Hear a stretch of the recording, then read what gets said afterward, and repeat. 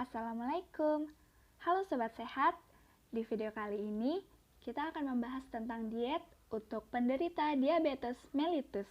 Disimak baik-baik ya. Oke, yang pertama kita akan membahas tentang gambaran umum dari penyakit diabetes mellitus. Jadi, diabetes mellitus atau biasa juga disebut dengan kencing manis ini adalah penyakit di mana terjadinya hiperglikemia atau peningkatan kadar gula darah akibat dari kekurangan insulin secara relatif. Nah, penyakit diabetes mellitus ini disebabkan oleh banyak faktor. Faktor yang berkontribusi cukup besar dalam menyebabkan penyakit diabetes mellitus adalah faktor genetik dan juga faktor gaya hidup. Seseorang yang memiliki orang tua dengan penyakit diabetes mellitus akan beresiko terkena penyakit diabetes mellitus juga. Nah, untuk faktor gaya hidup ini juga termasuk pola makan yang berlebihan sehingga menyebabkan obesitas, kurangnya aktivitas fisik, konsumsi makanan yang tinggi lemak, kurangnya asupan serat, dan juga konsumsi garam dan gula yang berlebihan dapat menyebabkan penyakit diabetes mellitus.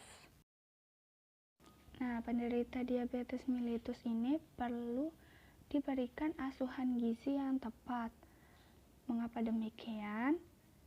Untuk mengurangi keluhan yang timbul akibat diabetes mellitus, mengurangi komplikasi akut seperti penyakit ginjal ataupun jantung, dan juga menurunkan angka kesakitan dan juga kematian akibat dari penyakit diabetes mellitus. Prinsip pengaturan makan pada penderita diabetes mellitus tidak berbeda dengan prinsip pengaturan makan pada orang sehat. Namun, pada penderita diabetes mellitus harus lebih memperhatikan prinsip tepat 3J.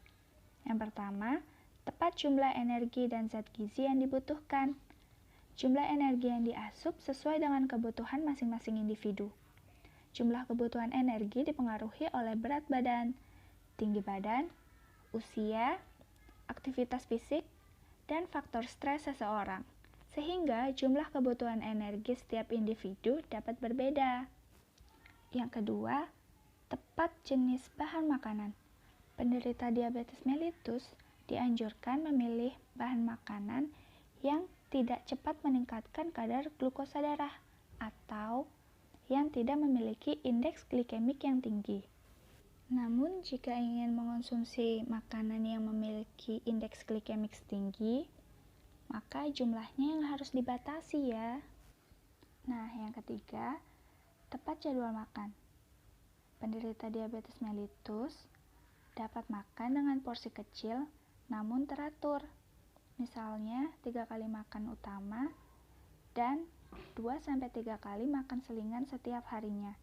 Hal ini lebih memungkinkan kadar glukosa darah turun sebelum makan berikutnya. Oke, selanjutnya kita akan membahas tentang diet diabetes mellitus. Dimulai dari tujuan diet, prinsip diet, makanan yang harus dibatasi ataupun dihindari, dan juga makanan yang dapat dikonsumsi oleh penderita diabetes mellitus.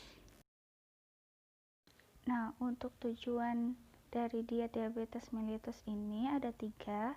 Yang pertama, untuk mencapai atau mempertahankan kadar gula darah supaya mendekati normal. Yang kedua, mencapai dan mempertahankan kadar serum lemak supaya tetap normal, dan juga mencapai atau mempertahankan status gizi agar tetap normal. Prinsip dari diet penyakit diabetes mellitus yaitu cukup energi untuk mencapai dan mempertahankan berat badan normal.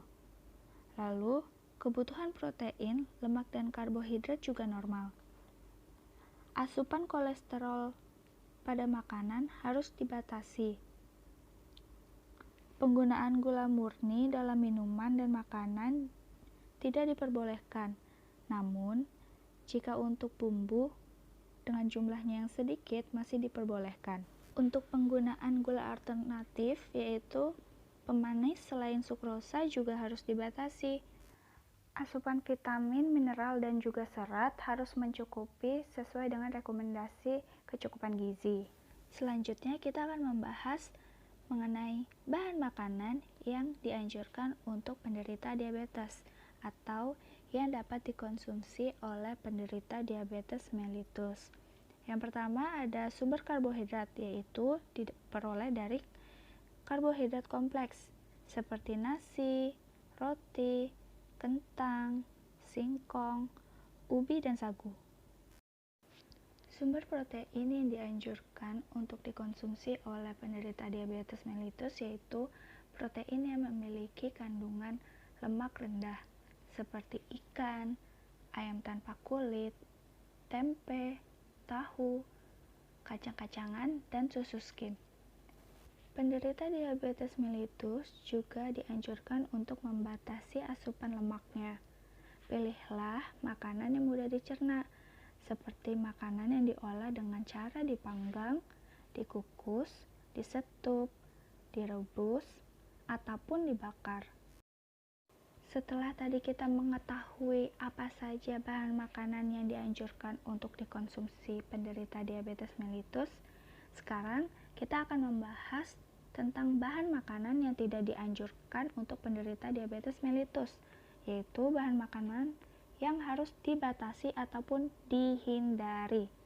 Yang pertama, yaitu makanan yang banyak mengandung gula sederhana, seperti gula pasir, gula jawa, sirup, selai, jelly, buah-buahan yang diawetkan dengan gula, susu kental manis, soft drinks atau minuman kemasan, ice cream, kue-kue manis, dodol, dan juga cake.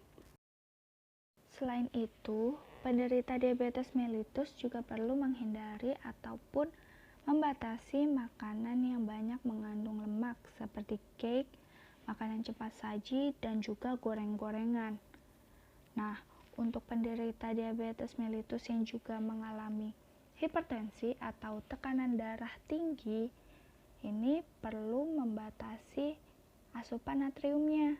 Jadi, hindari atau batasi makanan seperti ikan asin, telur asin, dan juga makanan yang diawetkan dengan garam ya. Nah, di sini ada contoh menu sehari yang dapat dikonsumsi oleh penderita diabetes mellitus.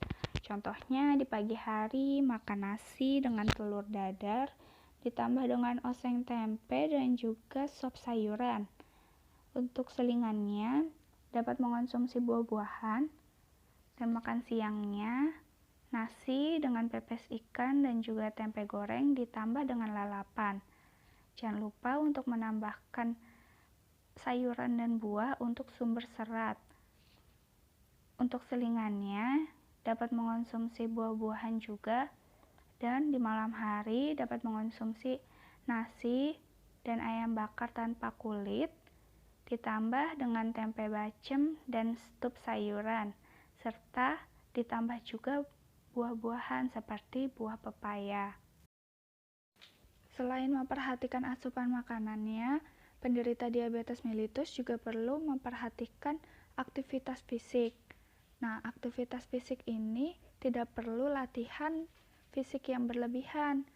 Kita dapat melakukan aktivitas atau latihan fisik secara teratur 3-5 kali per minggunya selama 30-40 menit setiap kali latihan.